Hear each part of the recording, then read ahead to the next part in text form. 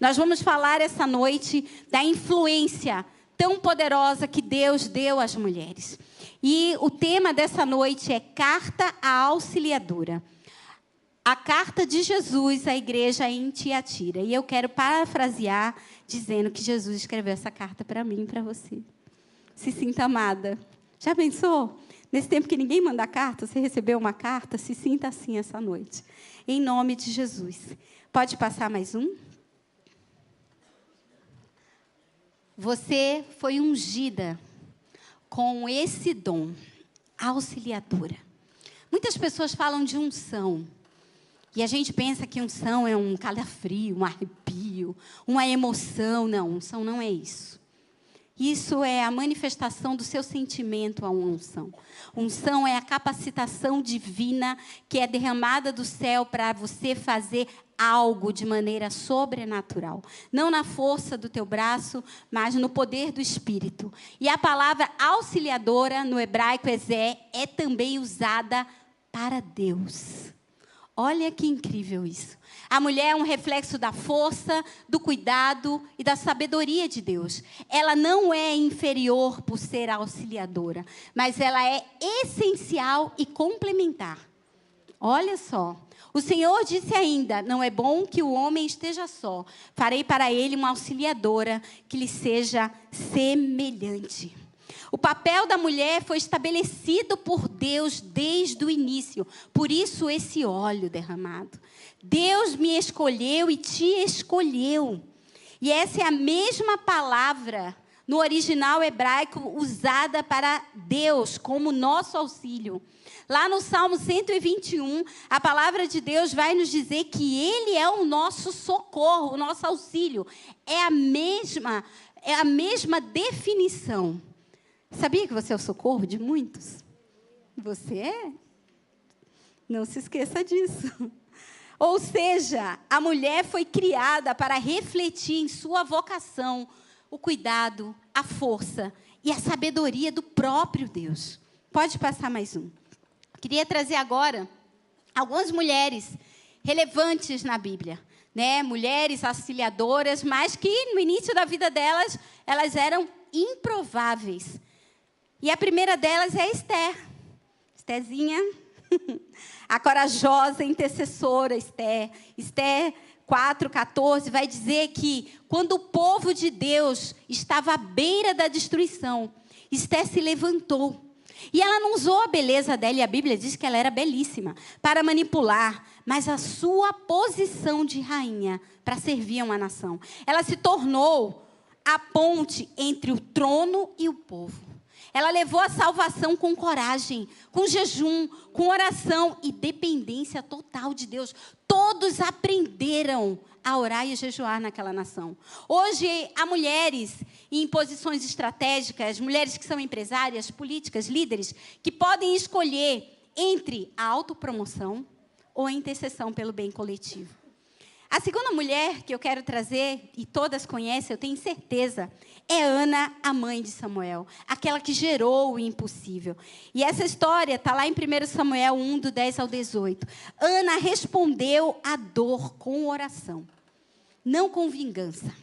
Ela não manipulou o marido, nem reagiu à provocação de Penina. Ela podia ter feito isso, mas ela não fez.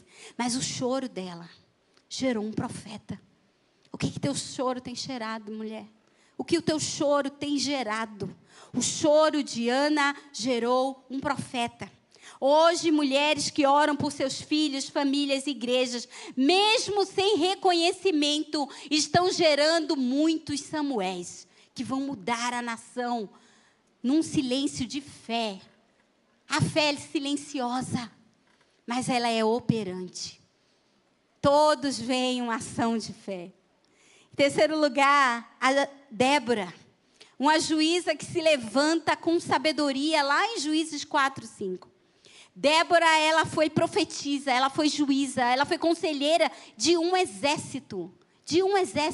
Mas em vez dela aproveitar aquela situação e dominar os homens, ela os encorajou a ocupar o seu lugar. Eu quero te dizer que uma mulher curada levanta o sacerdócio do seu marido. Amém? Então, uma mulher curada levanta a sua casa, levanta a sua família. Ela posiciona no lugar certo cada um.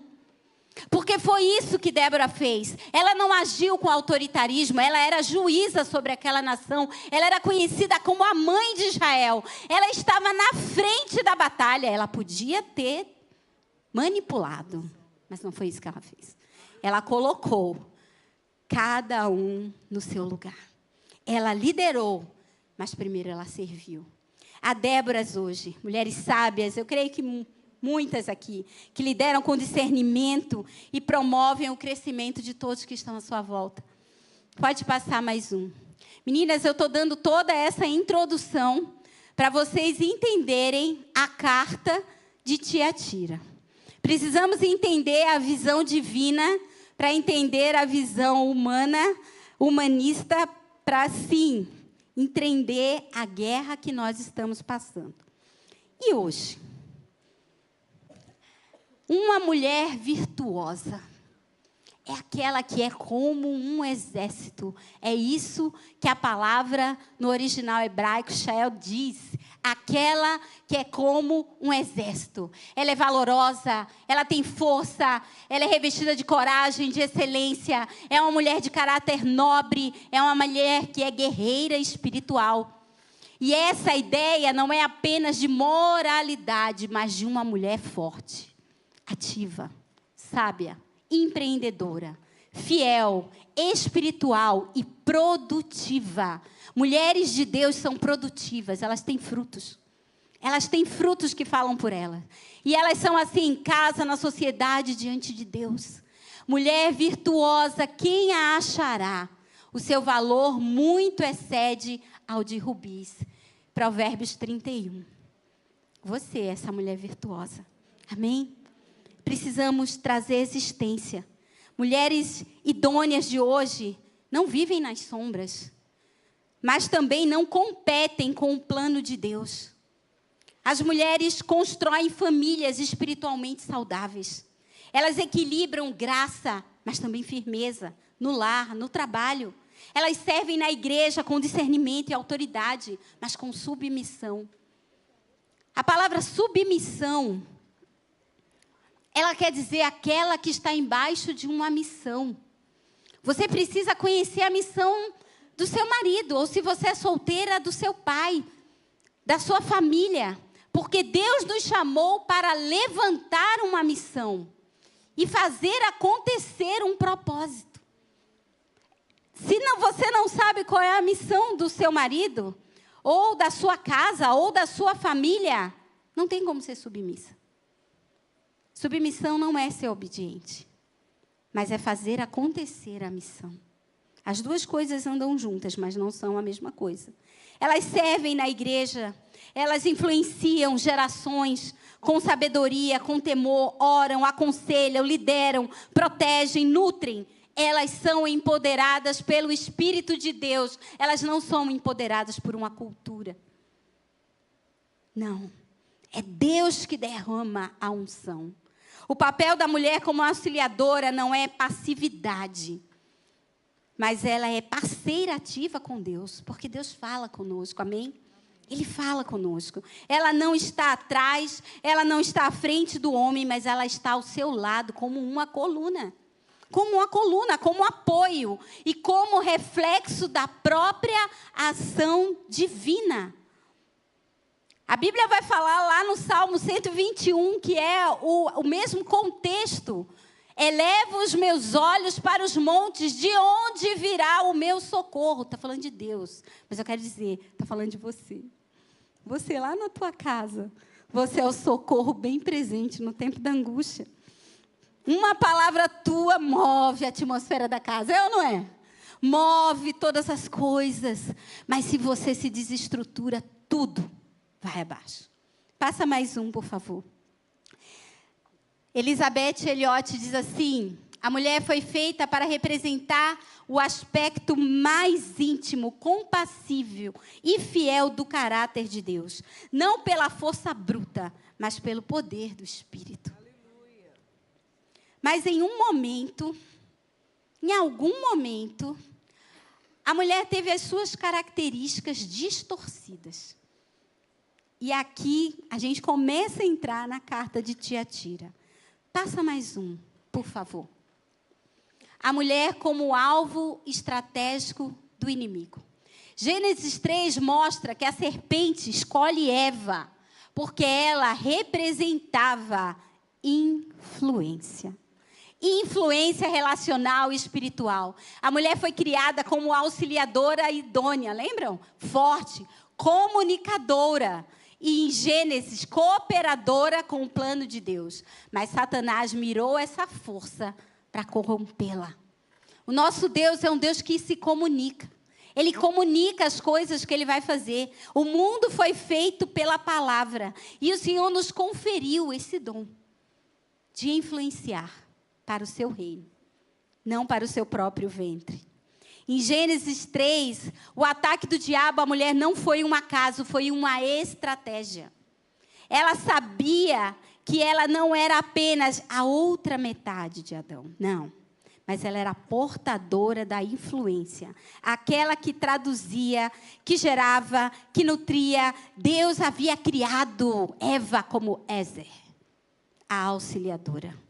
Idônea, com capacidade de se comunicar, de formar e de moldar ambientes. Você já imaginou o potencial que está dentro de você? E quantas vezes um ambiente que te intimida, pessoas que te olham de alto a baixo, lugares que dizem, aqui não é para você, isso não te pertence, e você recua, e você se envergonha, e você se rebaixa. Não, Deus te fez como um exército, não esqueça disso.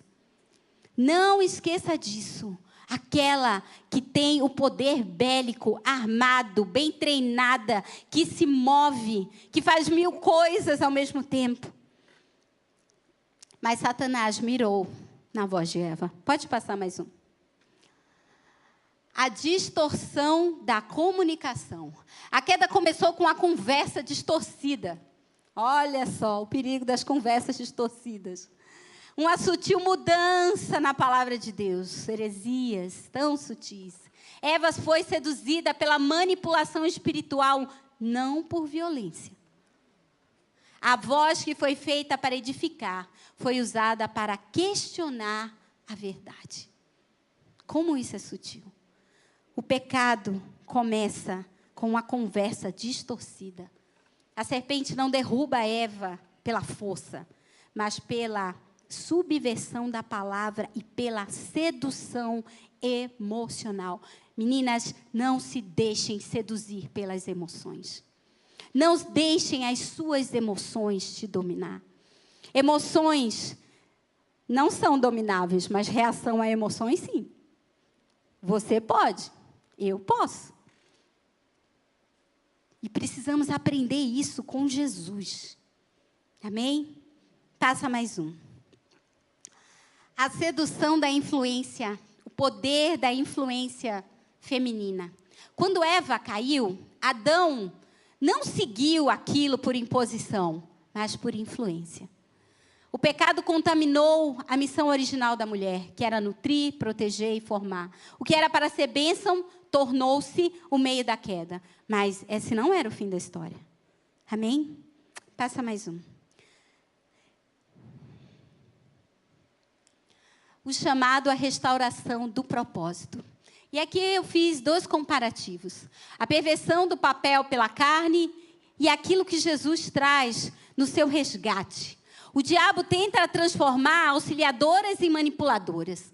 A redenção começa com outra mulher, Maria, a nova Eva, que gera vida com a sua submissão. Lucas 1:38. Onde Deus colocou serviço, o inimigo planta controle.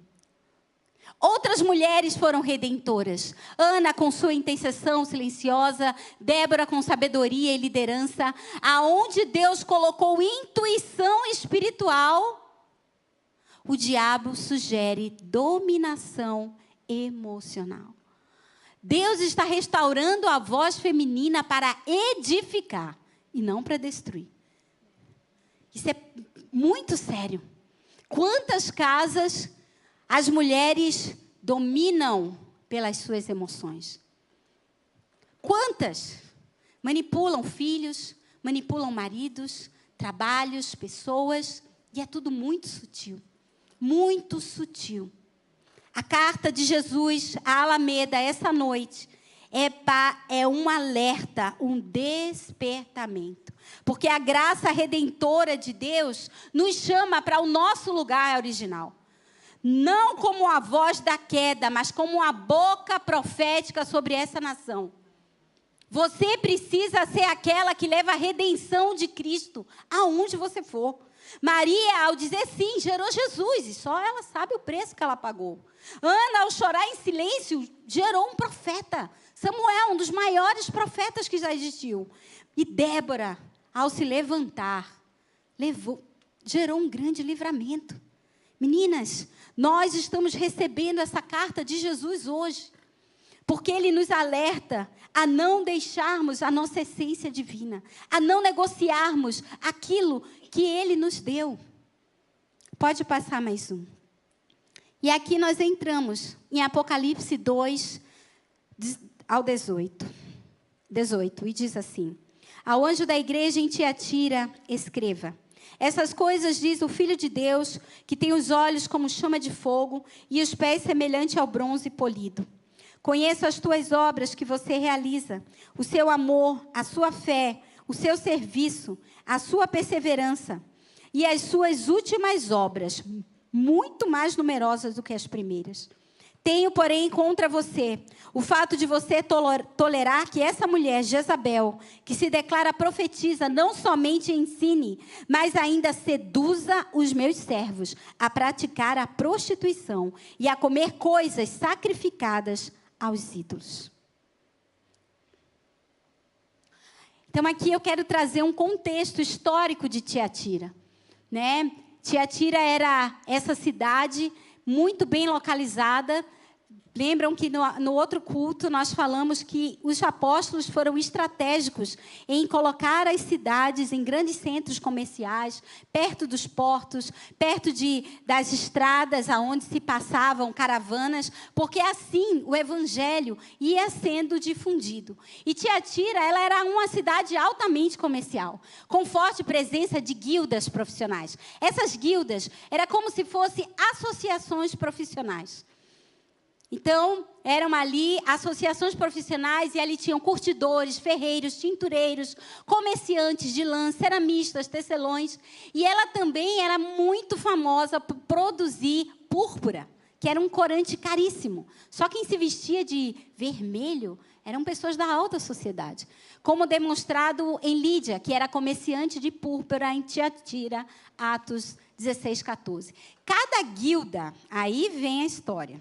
Cada um desses centros de comércio tinham rituais próprios e frequentemente ligados a cultos pagãos, banquetes, sacrifícios a deuses grego-romanos. Fundada por Seleuco I, Nicator, general de Alexandre o Grande, ela também era uma colônia militar para proteger a estrada entre Pérgamo e Sardes. Ficava na região da Líbia, na Ásia Menor, que é a atual Turquia. Numa planície fértil ao longo da estrada imperial romana. Não era uma cidade estratégica politicamente, mas ela servia de ponte comercial entre regiões importantes. Então, veja que ela era uma cidade onde a igreja fundada ali foi totalmente estratégica. Quem passava para ir para Pérgamo tinha que passar por ali. Então, mas a igreja em Tiatira era uma igreja corrompida. E por que ela era uma igreja corrompida? Era uma igreja onde o paganismo, o sincretismo e a falta de espiritualidade reinavam. A religião dominante era o culto a Apolo, o Deus Sol, além de outras divindades ligadas às profissões. Muitos rituais envolviam imoralidade sexual, idolatria e práticas místicas. E dentro da igreja surgiram ensinos que buscavam justificar a mistura entre fé cristã e costumes pagãos. Sincretismo religioso, a gente conhece bem isso. Jezabel, citada em Apocalipse, ela representa essa corrupção doutrinária e moral disfarçada de revelação espiritual. Então, essa carta de Apocalipse vai mostrar Jezabel como alguém influente dentro da igreja, aonde levava os cristãos a se contaminarem. E digamos que alguém era tecelão, e se ele não fosse naquelas reuniões, como ele ia vender os seus tecidos? E o outro era comerciante de tinturas. Se não fosse naquelas reuniões, como ia fazer o comércio? Gente, isso é muito atual, né? Porque quantas vezes os convites vêm e você pensa, eu sou crente, como é que eu vou nesse lugar? De moralidade, de bebedeira, de gente falando palavras horríveis. Mas aí você pensa, é um jantar de negócios.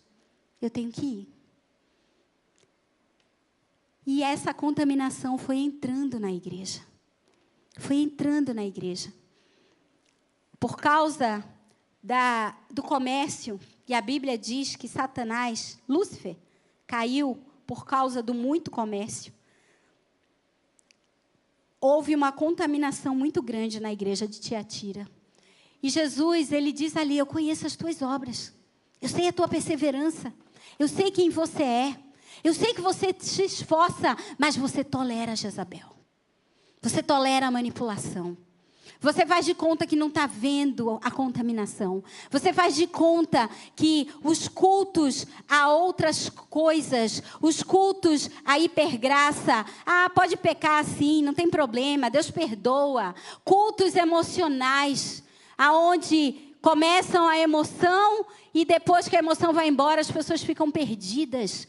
Cultos aonde se prega o humanismo, a cura em vez da cruz. O amor ao massagear do ego ao invés da santidade. Irmãs, como isso é atual? Como isso é atual? E Jesus, Ele está nos falando, Ele está nos mostrando que nós precisamos escolher o bom caminho.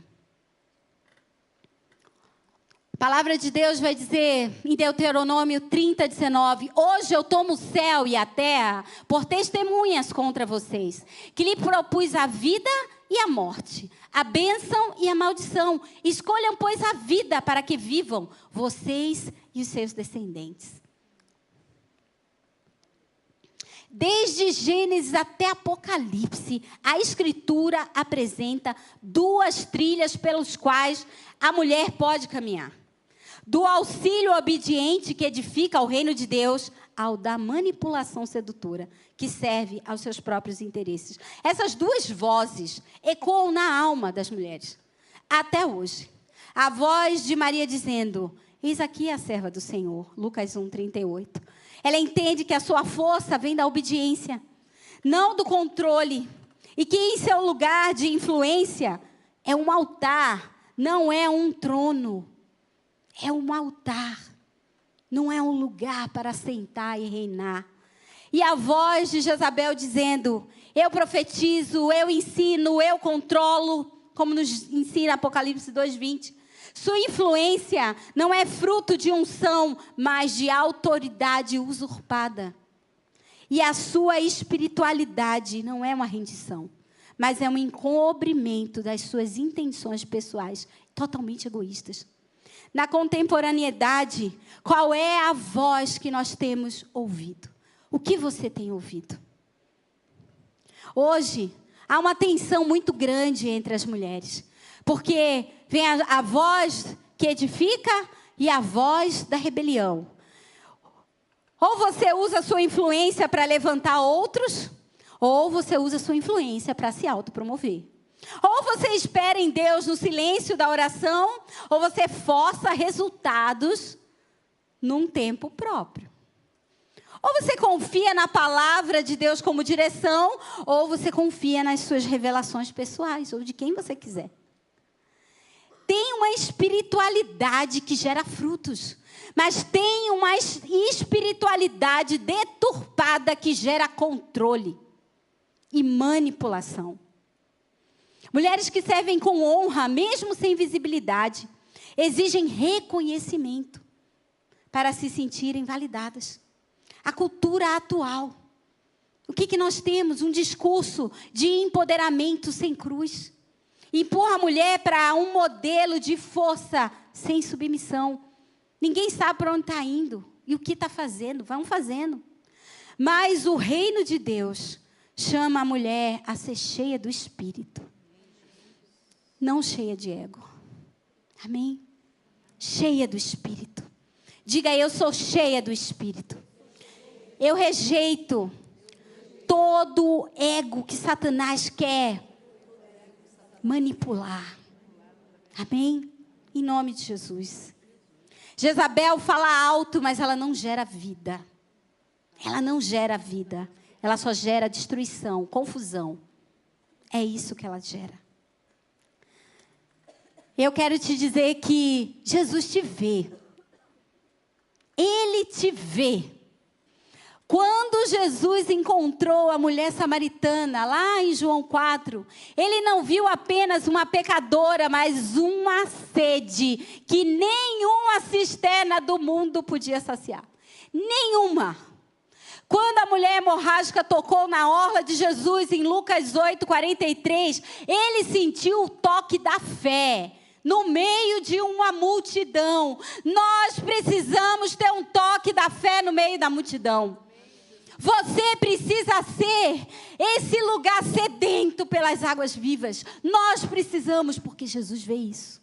Jesus vê esse coração. Quando Maria chorava diante do túmulo de Lázaro, em João 11, Jesus se comoveu profundamente, não pela morte apenas, mas pela dor dela. Lembrem, Jesus chorou. Ele sabia que Lázaro ia ressuscitar, mas ele chorou.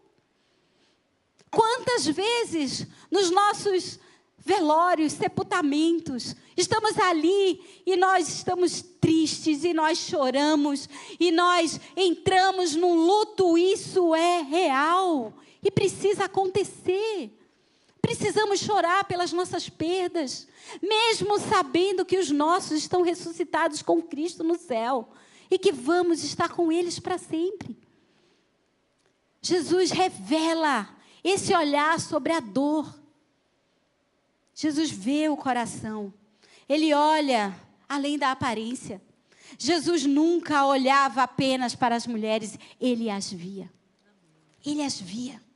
Ele vê o nosso coração, as nossas feridas, escondidas nas roupas da religião. Ele vê o nosso sofrimento escondido na maquiagem. Tinha uma pastora que dizia assim, índio quando vai para a guerra se pinta. Eu dizia, meu Deus, quanto mais maquiada, mais na guerra está. Só Jesus, irmãs. Enquanto o mundo rotulava a mulher samaritana, Jesus reconhecia ela. A dor dela. Enquanto homens te julgam pelas aparências, Jesus quer penetrar essa noite na sua essência. Na essência divina que Ele colocou, mas que pode estar corrompida. Jesus vê o seu coração exausto, de esposa incompreendida, da mãe que está passando por um luto silencioso, porque o filho se foi, porque está no mundo, porque se perdeu, não sei, tantas coisas. Jesus vê a solteira que ora e espera em oração, da líder que carrega a responsabilidade que ninguém está vendo. Ninguém está vendo o que ela tem que carregar. Mas Ele não mede lágrimas, mas Ele vê a fé. Irmãs, Jesus é aquele que vê, no meio de culto, de gente rica, a oferta de uma viúva pobre. Olha só. Só tinha nata. Montes de moedas fazendo barulho no gasofilácio, que o gasofilácio era de metal. Que aí quando a gente fosse colocar a nossa oferta, quanto mais barulho, maior a oferta, entendeu? E aí a pessoa chegava na frente. Deus, olha a minha oferta. Olha o que eu estou te dando. E Jesus está lá, na frente do gasofilácio. Só olhando. Só sondando a intenção do coração. Sabia que toda vez na hora da oferta eu penso isso? Que Ele está aqui, ó, olhando o nosso coração. Ai, Jesus, que o Senhor me veja. Ele te vê. E ele diz que a oferta daquela mulher foi a maior oferta, porque ela deu tudo o que ela tinha. Tudo o que ela tinha. Jesus, ele é o rio de águas vivas. A tua dor, ele vê. Ele vê a sua dor. Não há uma dor que seja tão íntima que o olhar de fogo de Jesus não penetre. Não há. A encarnação do Verbo Jesus Cristo não anulou que ele era Deus, mas ele se tornou um Deus acessível à dor humana, inclusive à dor das mulheres. Ele é aquele que sonda e conhece o meu e o seu coração, como diz lá no Salmo 39. E nada em mim é despercebido para ele. Mas no meio de tudo isso, na carta de Tiatira, Jesus também... tem essa frase do Spurgeon. Um coração pode estar em ruínas, enquanto a fachada da vida parece piedosa. Deus não se impressiona com a pintura exterior, quando o interior está cheio de podridão. Charles Spurgeon. E Jesus elogia a igreja de Tiatira, porque havia muitas coisas boas naquela igreja. Então, as qualidades, as obras, que eram as ações visíveis de fé, o amor prático a Deus e ao próximo, a fé dos irmãos, a confiança viva e operante, o serviço que eles desempenhavam, haviam ministérios ativos e auxílio aos outros, a perseverança na fé, apesar das opressões, o crescimento da igreja. A igreja estava crescendo, irmãos. Com tudo isso, a igreja estava crescendo. A vida espiritual crescente, mais obras hoje do que no início. Então, desde quando a igreja começou, podia-se ver que as obras aumentavam. Mas Apocalipse 2,19 diz assim: conheço as obras que você realiza, o seu amor, a sua fé, o seu serviço, a sua perseverança e as suas últimas obras, mais numerosa do que as primeiras.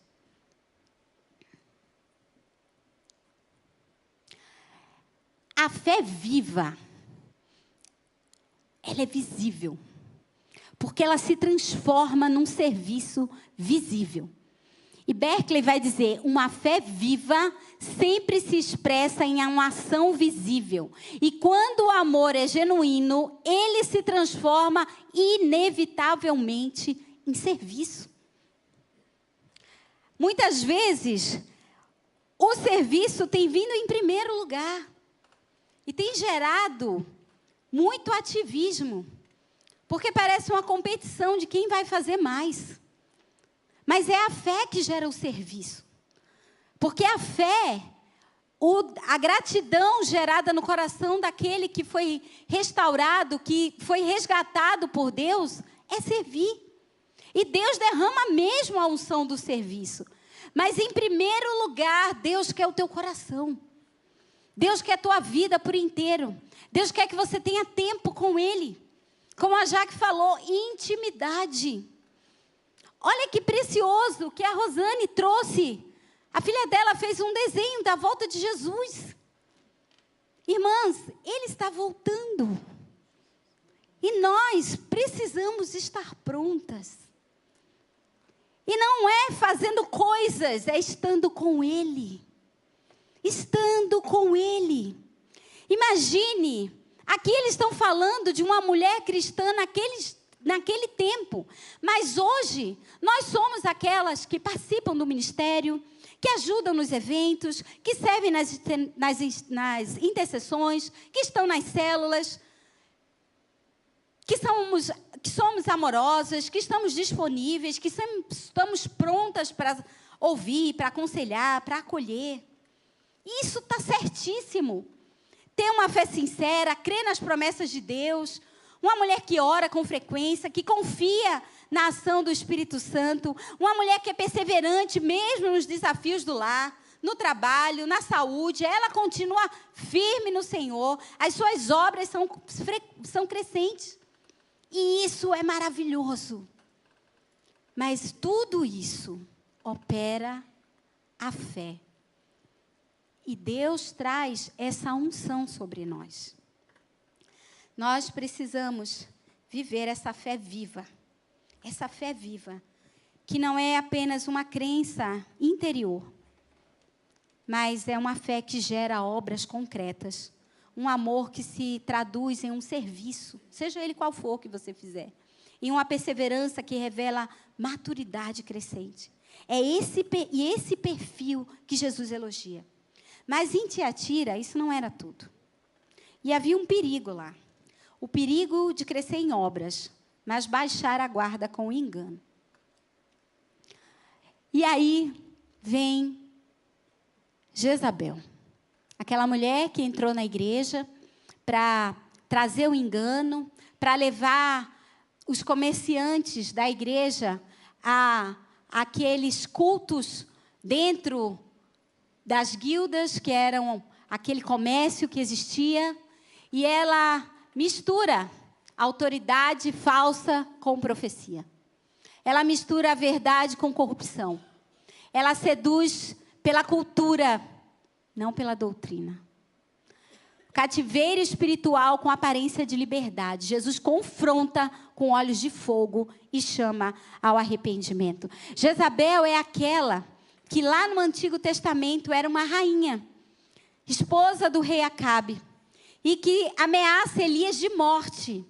E Elias, depois de fazer o fogo cair do céu e ver o grande milagre acontecendo, e ver todos dizendo que só o Senhor é Deus, só o Senhor é Deus, mas quando Jezabel ameaça Elias, ele corre e ele vai para a caverna. O espírito de Jezabel é o espírito da intimidação, que vem ameaçar, que vem roubar aquele que viveu um grande milagre. No Novo Testamento, nós vamos ver Jezabel no Apocalipse, mas também vamos ver Jezabel como tipificada por Salomé. Porque Salomé, ela manda cortar a cabeça de João Batista, lembram? Por quê? Porque ele estava denunciando o pecado do rei. Então, o espírito de Jezabel é aquele que quer calar a voz profética. Intimidação, amordaça. Olha quanta coisa. E Jesus diz, não tolere Jezabel. Aqui eu quero fazer um comparativo bíblico entre a mulher auxiliadora de Gênesis 18 e Jezabel corruptora, né? Então, a origem da mulher auxiliadora, ela é criada por Deus para completar o homem. Mas, em Apocalipse 2, é uma figura simbólica, Jezabel, ou real, tolerada pela igreja de Tiatira. A origem da mulher auxiliadora é criada por Deus, o propósito da mulher é ajudar, edificar, fortalecer a missão do outro. Mas o de Jezabel é corromper, desviar e dominar espiritualmente. A natureza da influência da mulher é ser submissa, cooperadora, geradora de vida. Mas o espírito de Jezabel leva à manipulação, ao domínio, geradora de destruição espiritual. O relacionamento com a autoridade. A mulher auxiliadora é aquela que se sujeita à liderança conforme o plano de Deus. Mas Jezabel usurpa a autoridade espiritual e ensina o erro. O fruto da mulher de Deus é a união, o equilíbrio, a bênção e o propósito no lar e na criação. Mas o espírito de Jezabel é adultério espiritual, idolatria e juízo divino. A linguagem usada pelas auxiliadoras é ajuda silenciosa, alinhada com Deus. Mas Jezabel é a falsa profecia, a sedução doutrinária.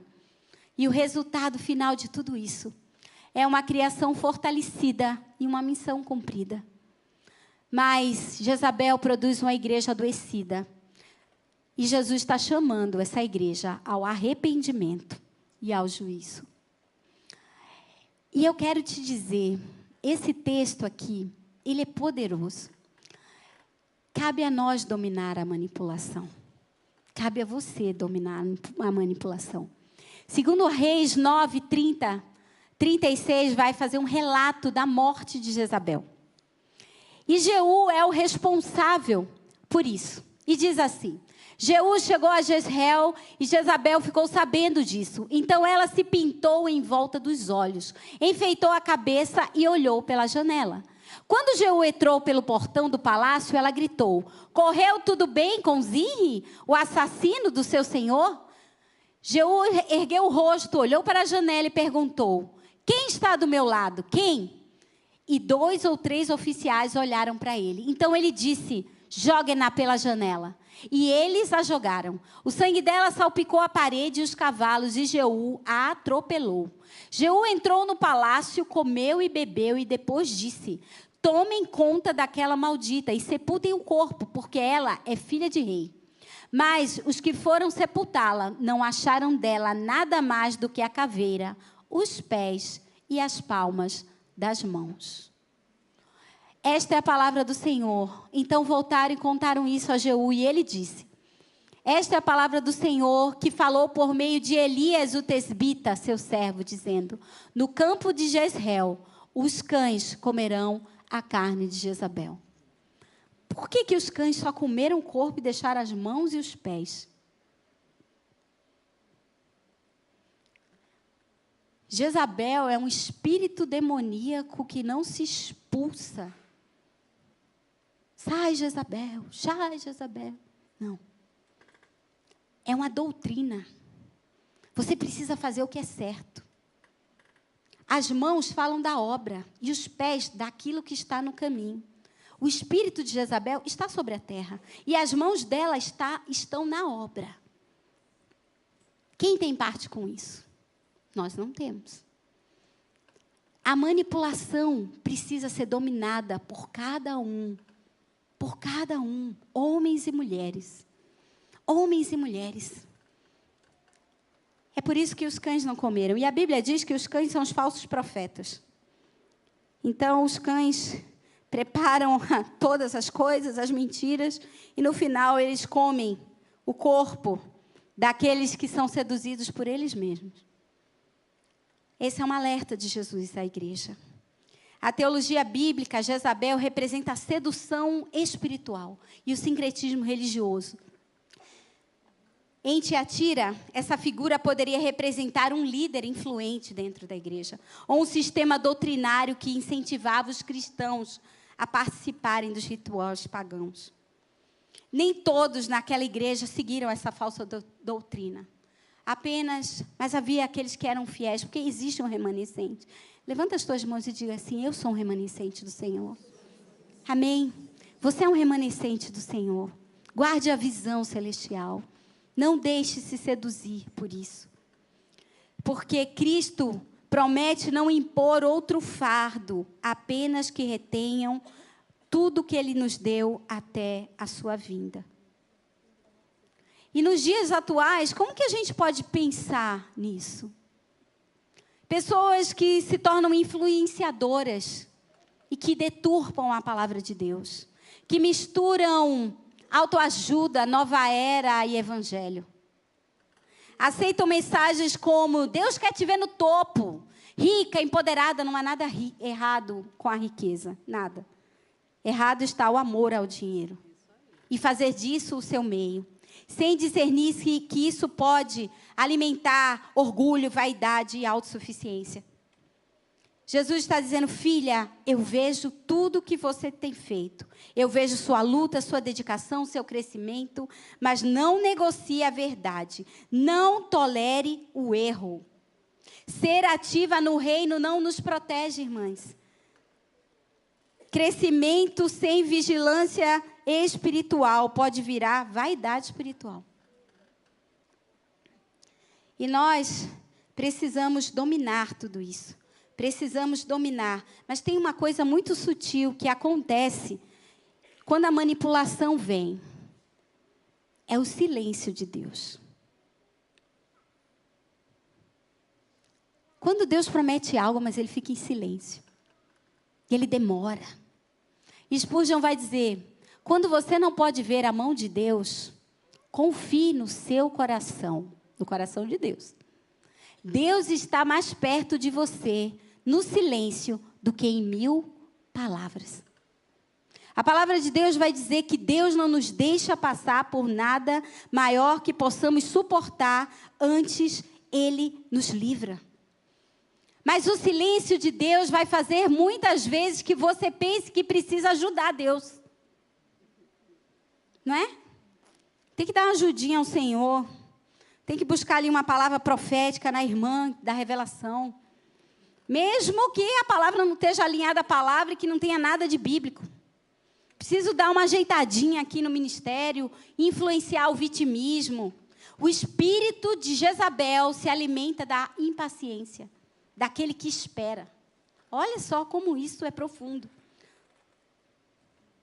Deus está demorando, então eu mesma vou fazer acontecer. A mulher, segundo o coração de Deus, aprende a esperar com jejum e oração. Irmãs, isso não é fácil, mas é possível. Porque a Bíblia diz que Jesus venceu todas as coisas no deserto. Então, ele venceu também o tempo da espera. No silêncio de Deus, ele se cala para ouvir e não para agir por conta própria. Nesse silêncio, nós precisamos entender a voz de Deus e discernir. Nesses dias, são dias, eu não sei para você, mas são dias tão silenciosos. Mas dentro de nós há uma revolução silenciosa. Há algo transformando, há algo sendo gerado, que o próprio Deus está movimentando em muitos dos seus filhos. Em muitos dos seus filhos. E quando Deus está em silêncio, eu estava ouvindo o Luiz Hermínio, ele falou algo precioso. Ele disse assim, se atentem ao silêncio de Deus. Porque quando Deus ficou 400 anos em silêncio, logo depois Moisés nasceu.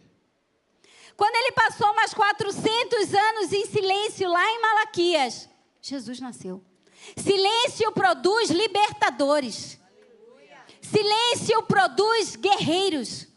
Pessoas valentes que vão derrubar cada um dos gigantes que se levantam. Silêncio, Deus é o Deus que trabalha no silêncio. Quando você vê, a obra está pronta. Está diante de você. A palavra de Deus vai nos falar lá em 1 Reis, que o templo, 1 Reis 6:7, o templo foi construído com pedras já preparadas, de maneira que durante a construção não se ouviu nenhum barulho, nem de martelo, nem serrote. Como é que se faz uma construção? Com silêncio. O templo foi construído em silêncio. A obra do Senhor na tua vida está sendo construída em silêncio. Isso não quer dizer que Deus não está trabalhando. Isso quer dizer que o que Ele tem para a tua vida é sobrenatural. Mas todos vão ver a obra do Senhor. Ela será completa, perfeita e inabalável. Inabalável. É a obra que Deus tem. Então, não caia na sedução do diabo, de manipular, de dar um jeitinho. Não faça isso. Não faça. Espere. Fique em silêncio para ouvir a instrução do Senhor. Fique em silêncio. Lamentações 3:27 vai dizer que o silêncio, ele produz na humilhação esperança. Humilhai-vos diante da potente mão de Deus e no tempo certo Ele vos levantará. Ele vos levantará. Não substitua a fé pela manipulação. Não faça isso. Quem tenta antecipar a promessa vai pagar o preço dela. Está aí a guerra dos irmãos, né? Lá no Oriente Médio. Seja como Ana, ore em silêncio. Ore em silêncio. Não faça o que Deus não te mandou fazer. Espere e descanse. Amém? Estamos encerrando. No final de Apocalipse, na carta de Tiatira, Jesus faz uma promessa tão linda, porque Ele é a estrela da manhã. E a palavra de Deus vai dizer assim: tão somente conserve o que vocês têm até que eu venha. Ao vencedor que guardar até o fim a minha obra, eu lhe darei autoridade sobre as nações. E com cetro de ferro governará e as reduzirá a pedaços, como se fossem objetos de barro. Assim como também eu recebi a autoridade do meu Pai, eu lhe darei ainda a estrela da manhã. Quem tem ouvidos, ouça o que o Espírito diz à igreja. A estrela da manhã é o próprio Cristo. É um simbolismo messiânico da vinda dele. É uma esperança na sua ressurreição e da sua segunda vinda gloriosa. Jesus, ele é a estrela da manhã. Ele é a esperança para mulheres que perseveram no escuro. A estrela da manhã, ela aparece depois de uma longa noite. As noites longas, né, irmã? Parece que são intermináveis. No casamento, na maternidade, no ministério, nos sonhos. Quantas mulheres perseveram sem reconhecimento, oram sem resposta, servem sem aplausos. E para isso, Jesus não oferece apenas uma solução. Jesus está oferecendo Ele mesmo. Jesus está se oferecendo a você. Ele está dizendo, persevere. Eu me entrego a você, eu sou a estrela da manhã. Eu sou a primeira luz que brilha depois da escuridão. A estrela da manhã, ela aparece quando tudo ainda está escuro. É uma promessa para continuarmos acreditando, para continuarmos perseverando, para você ser aquela mulher que não desiste até que a obra seja completa. Eu gostaria de chamar os levitas. Eu quero dizer que não desista à meia-noite. O dia já começou no céu. E mesmo que você ainda não esteja vendo nada, Jesus, a estrela da manhã, já está brilhando. E isso é para quem vai vencer. Quem aqui vai vencer? Amém? Todas nós somos do exército vencedor de Cristo. E esse último slide aqui, o Senhor colocou no coração do meu marido que existem mulheres aqui que estão gerando propósitos espirituais de Deus. Sonhos, promessas, missões. O ventre que o Senhor nos deu vai além do físico, ele é espiritual. Espiritual. Você foi feita para gestar promessas, nutrir visões e dar luz a missões que vão impactar essa geração. Piper nos diz, a mulher tem o poder único de gerar vida no ventre e no espírito. Onde ela se rende a Deus, nasce um mover eterno. Se coloque em pé. Se coloque em pé. E eu quero te dizer, querida, que você não está aqui por acaso. Porque desde o início, Deus te criou com a capacidade de gerar. Não apenas filhos, mas os seus propósitos eternos. Projetos e destinos eternos. Talvez você tenha vivido muitas desistências. Abortos emocionais e até mesmo físicos. Mas se você está aqui nessa noite e está em casa, e você deseja gerar filhos, vem aqui na frente, nós vamos orar por você. Vamos orar por você. Mas hoje o Espírito Santo te chama de volta ao lugar de gestação. Ana orou até gerar um profeta. Maria, mãe de Jesus, disse sim ao impossível. E Esté se levantou para um tempo como esse. Amém? Se você deseja consagrar novamente os seus sonhos, a sua casa, o seu chamado, vem aqui na frente, sai do teu lugar, não tenha vergonha. E você que está em casa, se coloque de pé, nós vamos orar. O Senhor está neste lugar. O Espírito de Deus, aquele que transformou o caos da terra num lugar extraordinário. Aquele que entrou no ventre de Maria e gerou Jesus, o nosso Redentor, o nosso Salvador. Esse mesmo Espírito está aqui. Esse mesmo Espírito quer curar as dores, as tristezas, as angústias. Em nome de Jesus. Movam-se.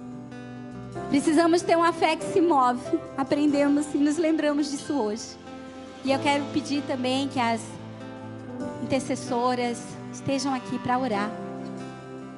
Vamos adorar o Senhor enquanto você vem. Olhe para Jesus. Olhe para Jesus. Ele Ele pode todas as coisas. Ele tem novos sonhos para você.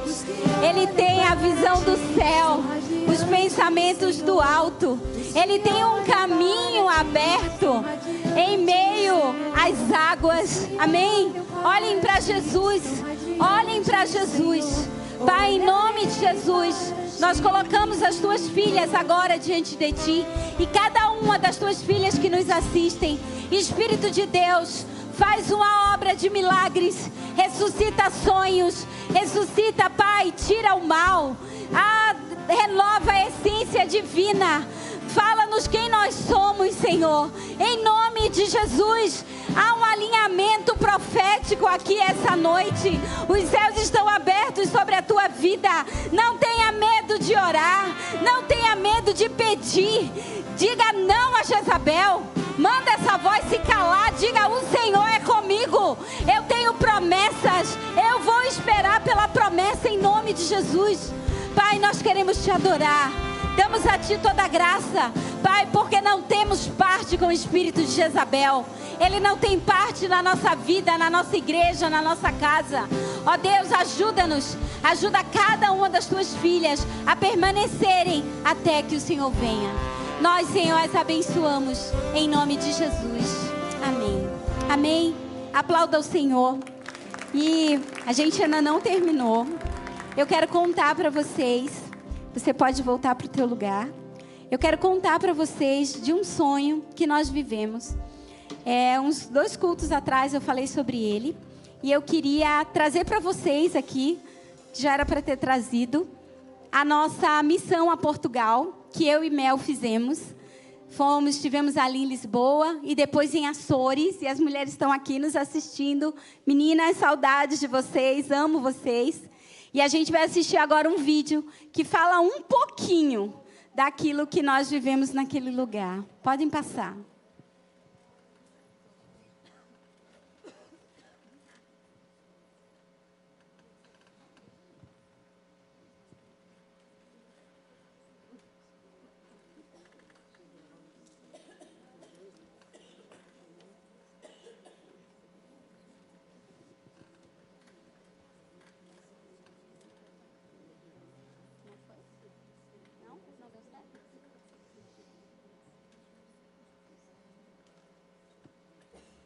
Eita luta. Tá amarrado em nome de Jesus. Vamos, gente. Passa esse vídeo aí. Em nome de Jesus. Irmãs, foram dias incríveis. Onde nós começamos, nos hospedamos na casa de uma mulher extraordinária, a Margarida.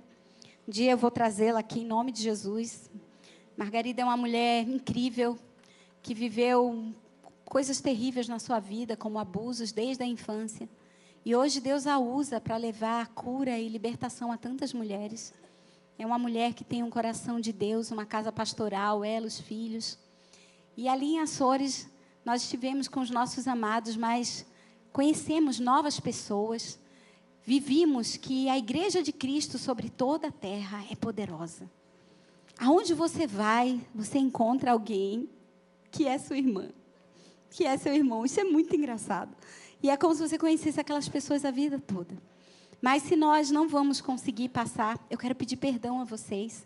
Eu vou colocar lá no Instagram do Wonders, e aí vocês assistam, né? E nós vamos, então, encerrar o culto, porque eu quero fazer as perguntas, vai dar tempo, tá? Que é a aplicação da mensagem. Então, eu queria que vocês colocassem as perguntas ali, por favor, é o último slide. Esse. Isso. Pode... dá para ver. Acho que vai depois colocar ele todo, né? Mas eu queria que você se colocasse de pé, então, que eu quero dar a bênção apostólica a você. Obrigada por estarem aqui conosco. É precioso esse tempo em comunhão aqui no final. Então, se vocês puderem, não vamos passar de 10 minutos. É bem importante você poder falar daquilo que você está sentindo, do que você ouviu. Amém? Que o Senhor te abençoe e te guarde. Que Ele faça o rosto dEle resplandecer sobre você. Que aonde você for, as pessoas digam: você é tão parecida com Jesus. Tão parecida com Jesus. Você tem os olhos dEle. Você brilha como Ele. A minha vida estava uma escuridão, mas você chegou e ela se iluminou.